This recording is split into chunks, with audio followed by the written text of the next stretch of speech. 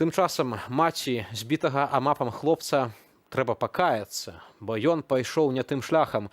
Гэта словы духоўніка свята-елізаветинскага манастыра ў навінках пратэерэя Андрэя Лемяшонка. Верніцы, якая пашкадавала маці скалечанага сілавікамі хлопца, ён адказаў, што шкадаваць трэба амап, а ўладу зрынаць гэта не па-хрысціянску.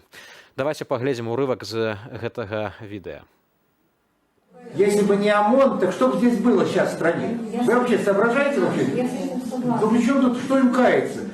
Вы пожалели бы этих людей тоже, потому что... Я не жалею, конечно. Я не за тех, не против тех. Я вообще просто за то, что... А за кого ты? Вы все покаялись и каждый... Слушай, иди ты...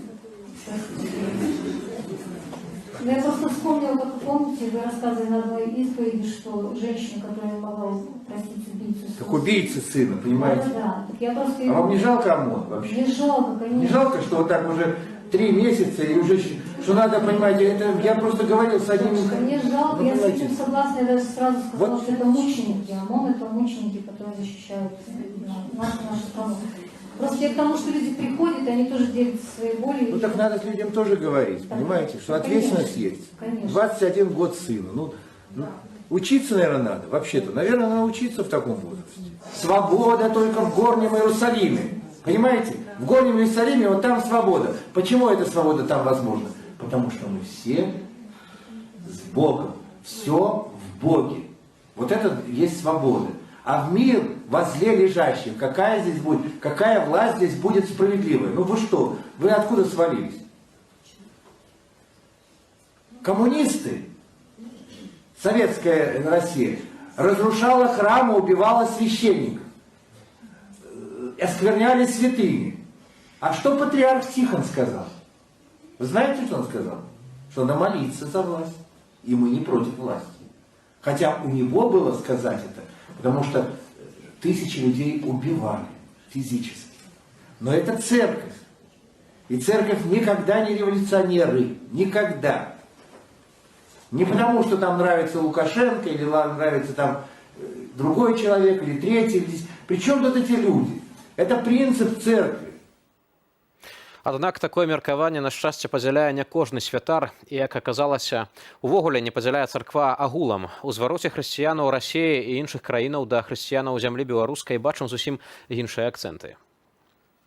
Звяртаемся да вас са словамі салідарнасці, падтрымкі і суцяшэння. Даваць прававую ацэнку падзеям, якія адбываюцца ў грамадстве, справа юрыстаў, а не царкоўнай супольнасці. Тым не менш, згодна з асновамі сацыяльнай канцэпцыі РПЦ, яна не можа быць ізаляваная ад удзелу ў рашэнні сацыяльна значных задач і не можа быць пазбаўленая права даваць ацэнку дзеянням уладаў. У першую чаргу, маральную ацэнку. Таксама учора каталіцкія біскупы Беларусі выказаліся ў сувязі з паглыбленнем грамадска-палітычнага крызісу.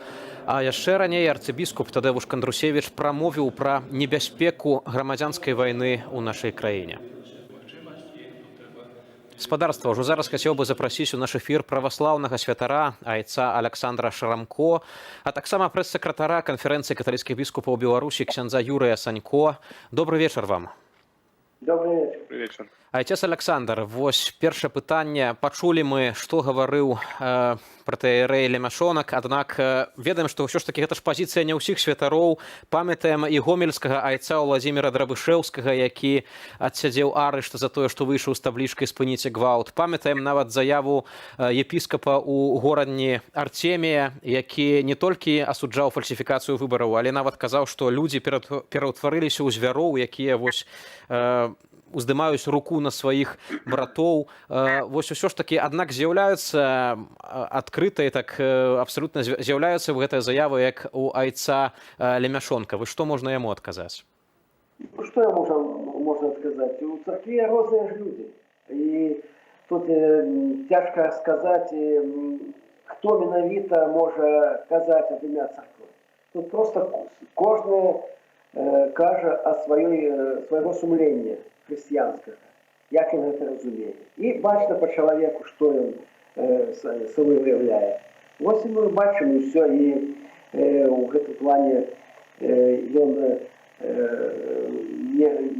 хто ён такі. Гэта проста такія святары ёсць, як і звычайныя людзі, самых розных поглядаў, і наколькі ён хрысціянін, гэта ўжо пытанне. Ось. І думаю, што ад імя царквы ён не мае права казаць. Отец Александр, сёння таксама стала вядома, што вось прэс-сакратар праваслаўнай царквы ў Беларусі Сергей Лепін хоча сысці з гэтай пасады, напісаў заяву па ўласным жаданні. Не так даўно ён крытыкаваў разгром мемарыяла Рамана Бандарэнкі. Вось, а цяпер ён сыходзіць. Ці выглядае гэта так, што ўсё ж такі БПЦ стараецца ухіліцца вось ад каментавання такіх важных палітычных справаў, стараецца не канфрантаваць з уладай? Я думаю, что они не ухиляются не от того, как не комментовать, а наоборот, комментовать у напрамку таким у прорежимном складе. Как это было, подтримка была бачна менавіта режимом, что они стараются и працуют на их. Я только так это бачу. И тут, ведаете, тут есть большая проблема в том, что зараз, і гэта шмат хто гэта кажа сярод святароў, што зараз адбываецца падзел у царкве на людзей, якія святароў звычайных і такіх якія і людзі звычайныя, і кіраўніцтва царквы, якое нават не ведае звычайнага жыцця, не кантактуе фактычна з людзьмі, не бачыць рэальнасці ніякай. Я кантактую з уладай, галоўнае, каб была ўлада. З уладай было такое сяброўства, і там некія спонсары, вось і все. Спонсары, улада, кіраўніцтва. Гэта адзіны такі полюс, і іншы полюс, гэта царква з святарамі і з людзьмі. І гэта падзел разыходзіцца ўсё больш. Вось у падтрымку Лепіна, за Сергія Лепіна выступила каля 70 святароў. Гэта яны перад митрополитом, это не публичное такое было выступление, але 70 человек выступило у его подтримку и заявило такую же позицию, нават большую еще, засуджение всяких этих насилия, беззакония и так далее. Ранее это было немагчыма, ранее было, усе такие боялись, конечно, сказать суд против кіраўніцтва. Зараз не боятся. Зараз стало больше такие смелые, стали нават святары, якія вельмі такие залежаць ад кіраўніцтва царквы, які можа з імі рабіць усё, що заўгодна. Але ўсё ж таки гэта правда царкоўная, яна выходзіць наверх, і вось нават я гляжу на царкву з большим оптимизмом.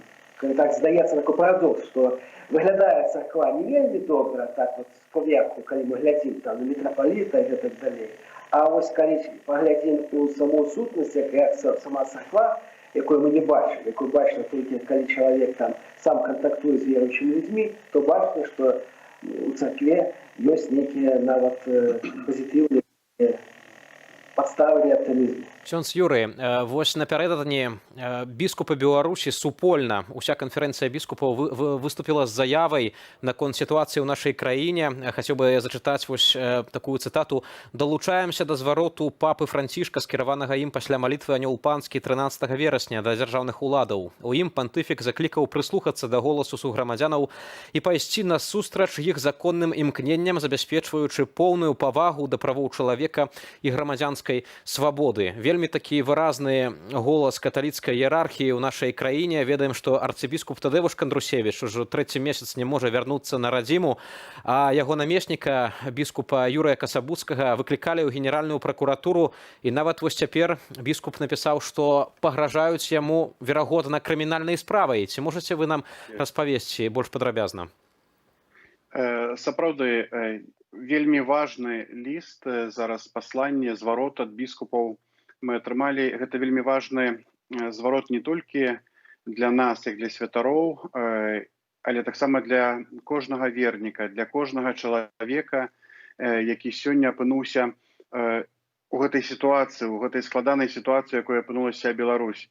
Таму што сёння, як ніколі, мы павінны быць разам. І вось гэтая лучнасць, адзінства біскупаў уметь смело назвать тое, что чорнае, чорнае, белае, что белае.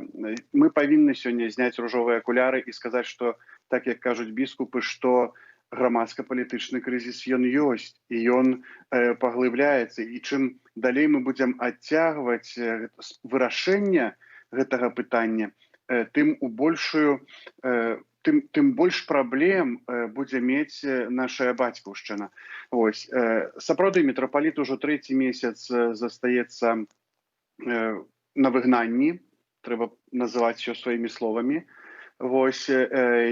Ён адчувае сябе добра фізычна, маральна і псіхалагічна, канешне, ён прыгнечаны, таму што ён хоча быць тут разам са сваімі вернікамі, разам са сваёй пастваю.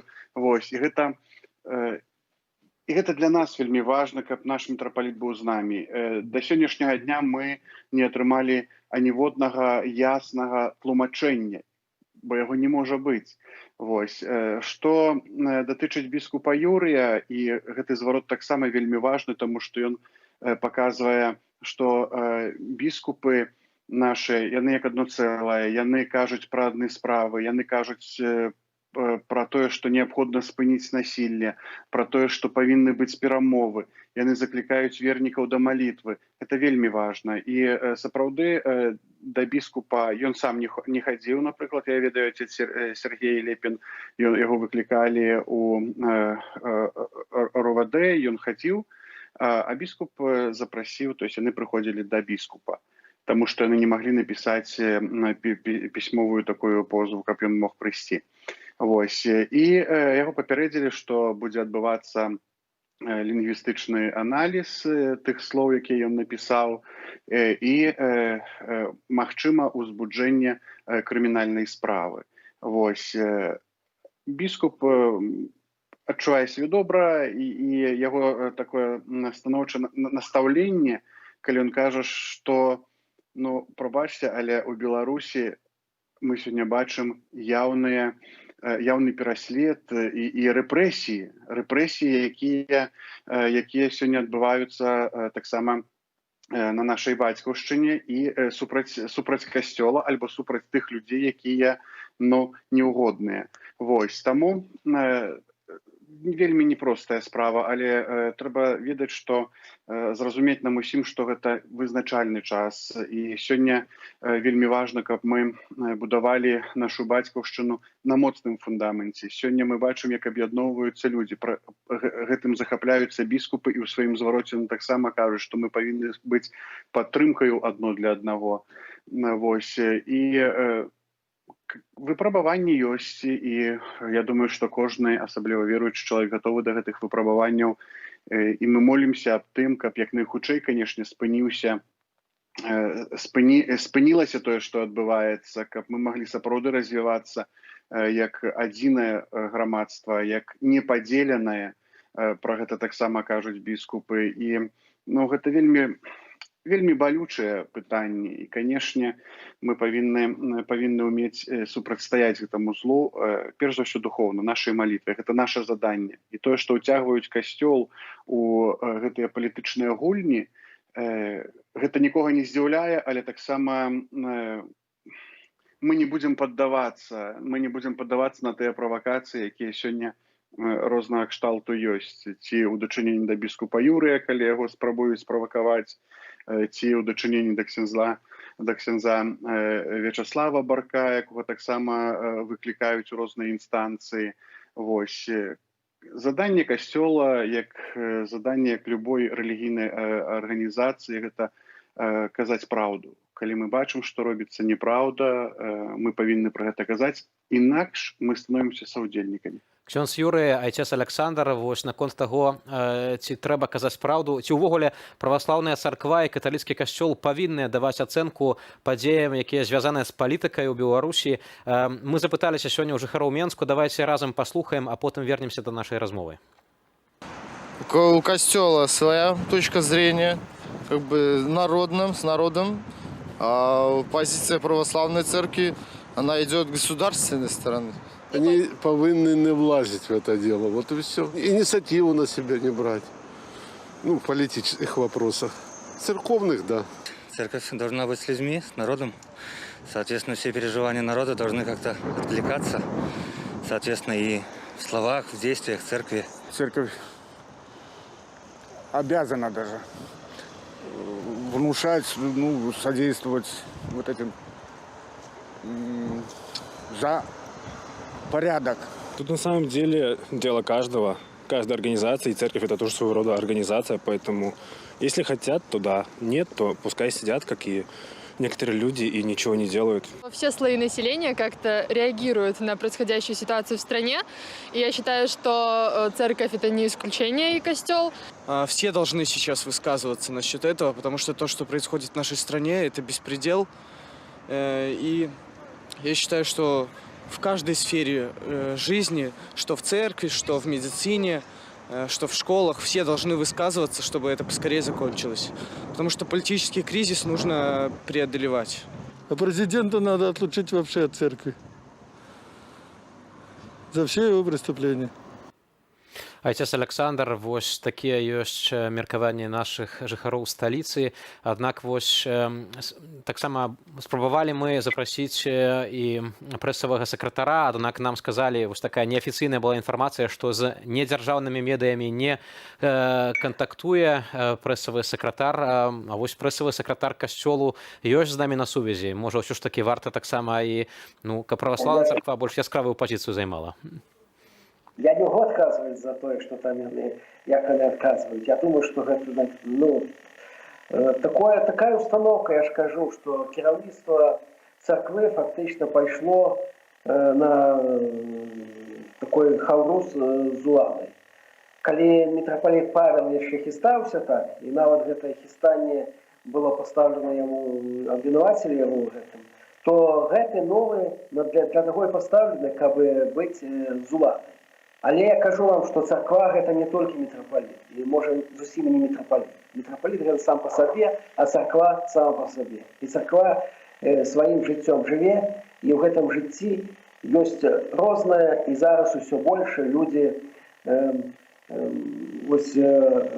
разумеют, что церква не может оставаться сбоку, коли порушаются моральные некие нормы, насилие, коли заповеди нават тое, што хлусня у нас повсюду, гэта ж не уже свидетельство, такая нават заповедь ёсць. Так что я думаю, что церква павінна даваць моральную оценку, не палітычную, а моральную оценку тому, что адбываецца у краіне і сярод людзей. Айцец Александр, дзякую. Вось хацеў бы яшчэ ксяндза Юрыя запытацца. Ўсё ж такі бачым, якія рэпрэсіі спаткалі каталіцкі касцёл. Можа, ўсё ж такі варта было больш мякка недзе штосьці гаварыць. Ну, касцёлы ж будуюцца, касцёлы не зачыняюць, як у савецкі час. Можа, не варта было так, ну, адкрыта абвяшчаць праўду? Ведаеце, пазнайце праўду, і праўда вас вызваліць, чытаем у Святым Пісанні. Трэба разумець, што касцёл, як і царква, калі казаць пра установу, канешне, ёсць адміністрацыйны рэсурс, які адказвае за тое, каб царква функцыянавала. Кажучы пра касцёл, пра царкву, вельмі часта мы таксама ўзгадваем тыя прыгожыя будынкі, якія нам засталіся ў спадчыну, якія зараз будуюцца. Але мы заўсёды павінны памятаць, што і касцёл, і царква — гэта таксама людзі. І калі мае вернікі спавядаюцца ў мяне, і яны маюць трывогу, я не магу іх пакінуць, я пастар, я святар, які павінен быць з людзьмі, які павінен даць ацэнку, маральную ацэнку, я згодны таксама з гэтым. Вось, касцёл не займаецца палітыкай. Заданнем касцёла гэта абвяшчаць Евангелие, абвяшчаць добрую вестку. А калі мы будзем маўчаць у дадзеным выпадку, ну, пра якую добрую вестку мы можам казаць? Чытаючы Святое Пісанне, вельмі яскрава мы бачым, калі мы маўчым, калі здзяйсняецца грэх, мы становімся саўдзельнікамі. І тая невінная кроў, якая проліваецца, мы чытаем, што яна крычыць да Бога. Яна крычыць. Мы калі бачым той выпадак, калі брат забівае брата, яго крові крычаць да мяне, прарываецца ўвесь род.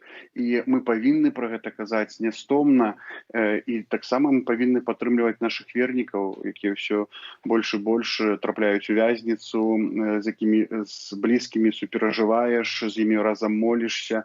Вось. І сёння вельмі важна, каб мы таксама памяталі, што найбольшае праяўленне Божай міласэрнасці сёння над нашай бацькаўшчынай, над зямлёй нашых айцоў. Таму што многія кажуць, а дзе Бог у гэтым? Чаму ён маўчыць? Чаму, калі робіць такое беззаконне?